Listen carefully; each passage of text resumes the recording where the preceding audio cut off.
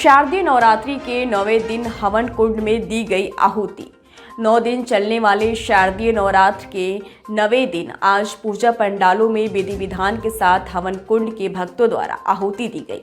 वहीं जनपद मिर्जापुर के अहरौरा क्षेत्र में कई स्थानों पर मां दुर्गा की मूर्ति स्थापित की गई, जहां आज नवरात्र में 9वीं के दिन पूजा पंडालों में हवन पूजन किया गया।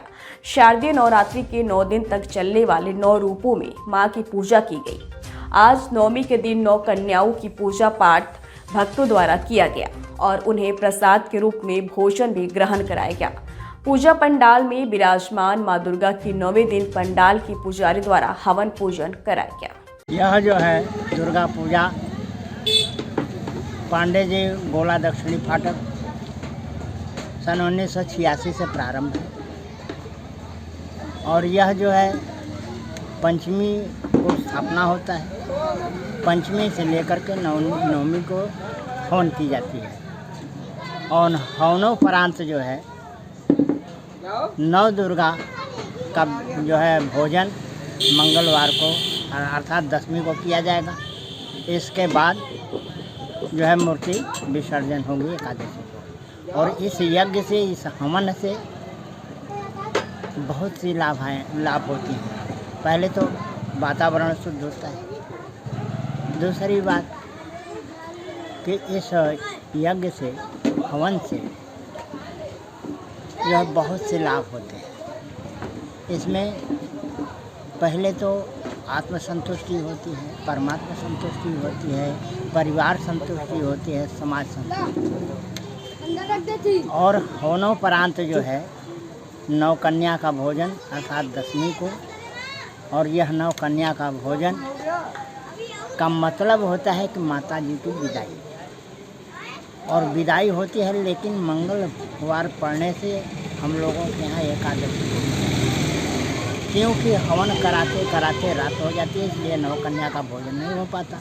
तो 10वीं को हम लोग भोजन कराते हैं और पब्लिक जो है दर्शन भी कर लेती है, जो नहीं किए रहते हैं। इसके बाद जो है इनकी विसर्जन।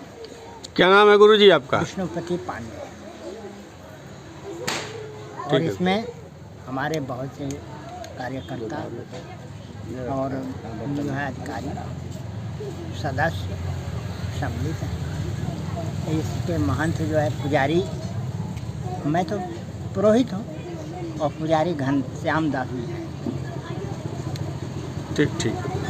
आज माता का 9वां दिन है। 9वीं तिथि में आज हमारे यजमान, हमारे अध्यक्ष, कोषाध्यक्ष और हमारे मुख्य यजमान बैठ के हवन पूजन कर रहे हैं। और इस हवन पूजन के करने से हमें सभी देवताओं की असीम अनुकंपा हमारे ऊपर होती है और उनका आशीर्वाद हमारे पे और हमारे यजमान पे, सभी यहाँ के जितने भी हवन करता है सब पे माँ का आशीर्वाद बना रहता है। और आज के दिन बहुत ही शुभ घड़ी होती है और 9वीं तिथि के इस समय में जो हमारे यहाँ हवन हो रहा है वो माँ का पूर्ण फल प्रदान करने वाला हवन है। और इसको हम बैठ के इस अहरौरा के क्षेत्र में चौक बाज़ार माँ का पंडाल, माँ जय माँ अम्बे पंडाल में बैठे हुए हैं। और मैं प्रशांत दीक्षित इस शब्द को बोल के अपने बाड़ी को विराम देता हूँ। जय माता दी। आज देखिए नवरात्र का 9वां दिन माता सिद्धिदात्री का रूप है। आज माता रानी माता सिद्धिदात्री के रूप में विराजमान होकर के सभी भक्तों के कष्ट का निवारण करती हैं। कहा जाता है कि जो भी भक्त 9 दिन तक यदि पूजा न कर पाए हों, किसी कारणवश वह कहीं दूर हो, माता रानी का पूजन न कर सके, कोई आपत्ति कारणवश न कर सकें, तो आज सिद्धिदात्री माता का पूजन करने के उपरांत सभी रूपों के पूजन का फल उनको प्राप्त होता है। माता सिद्धिदात्री जो है सिद्धिदात्री के रूप में होकर सभी के मनोरथ को सिद्ध कर देती है। कहा जाता है कि आज 9वीं के दिन माता रानी का पूजन तदुपरांत हवन का कार्य किया जाता है। हवन एक ऐसा विधान है कि किसी भी कार्य का पूजन हो, किसी भी पूजन के विधान का संपूर्ण फल प्राप्त यदि देना हो तो हवन अवश्य करना चाहिए। हवन एक ऐसा माध्यम है कि जो भी देवताओं का पूजन थोड़ा भी आपके मन में हो कि हमारा विघ्न है, यह त्रुटि हुई है तो हवन के माध्यम से देवताओं का वह उनका आहार और प्रसाद जो भोजन है देवताओं को प्राप्त हो जाता है। कहते हैं कि आज के दिन माता रानी का पूजन विसर्जन करने से सभी भक्त खुशहाल, निहाल और परिपूर्ण रहते हैं, इसमें कोई संशय नहीं है। हवन के उपरांत माता रानी का तत्रमय विसर्जन होना चाहिए, यह भी नियम है कि हवनोपरांत विसर्जनम।